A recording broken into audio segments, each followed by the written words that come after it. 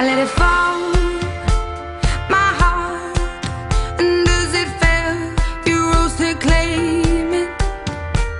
It was dark, and I was over, until you kissed my lips, and you saved me. My hands. ¿Qué tal, compañeros? Bienvenidos a una nueva edición de los experimentos del Laboratorio de Electromagnetismo. Aquí mi compañero Pedro Reyes y un servidor, Eric Reyes, estudiantes de la UAM, Unidad Azcapotzalco, daremos a explicar el experimento de Thomson, mejor conocido como el anillo de Thomson.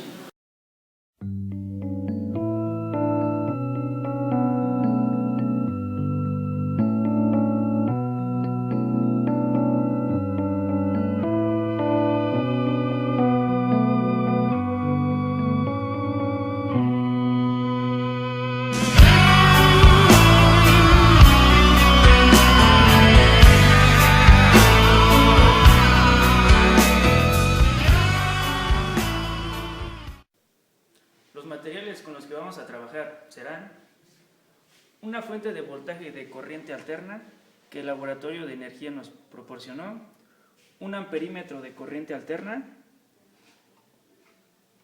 3 puntas caimán, una bobina de alambre magneto que nosotros hicimos, un tubo que utilizaremos como núcleo de hierro para la bobina. Y para simularlo vamos a utilizar 3 tipos de anillo: un anillo de cobre normal, un anillo de cobre con una abertura y una bobina unida a un LED. Aquí tenemos nuestra fuente variable para ir variando nuestro voltaje, conectada en serie con un amperímetro de corriente alterna y nuestra bobina. Entonces, nuestro primer caso vamos a introducir el LED con una bobina de alambre conductor para ver qué sucede. Entonces encendemos nuestra fuente, metemos el LED y configuramos nuestro voltaje de salida. Y ahora vamos a ir variando el voltaje para ver qué sucede en nuestra bobina.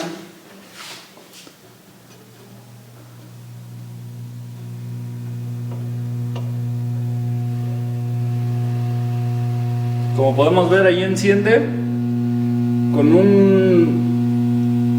un voltaje de 50 o 49 y una corriente de aproximadamente 3 amperes. Ahí tenemos esa medición. Ahora, para nuestro segundo caso, vamos a utilizar un anillo de cobre y lo vamos a insertar dentro del núcleo de la bobina. Encendemos nuestra fuente,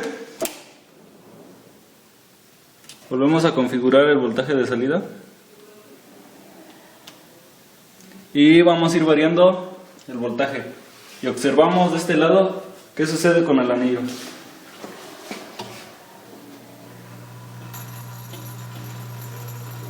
Comienza a vibrar y aproximadamente con 36 volts y una corriente de 2 amperes observamos que nuestro anillo comienza a levitar, y si vamos subiendo más el voltaje, mayor altura alcanza nuestro anillo.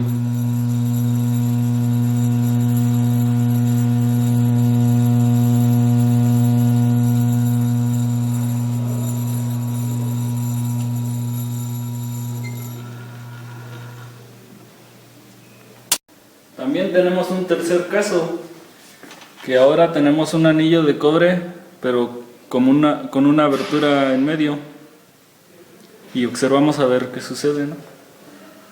Colocamos el anillo dentro del núcleo de la bobina y encendemos nuestra fuente.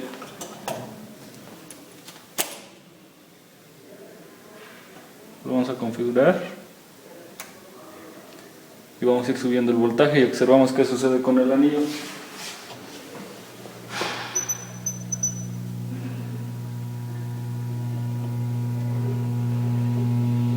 Ahí tenemos 40 volts y 2.5 amperes y vemos que el anillo no vibra ni sube. Subimos más el voltaje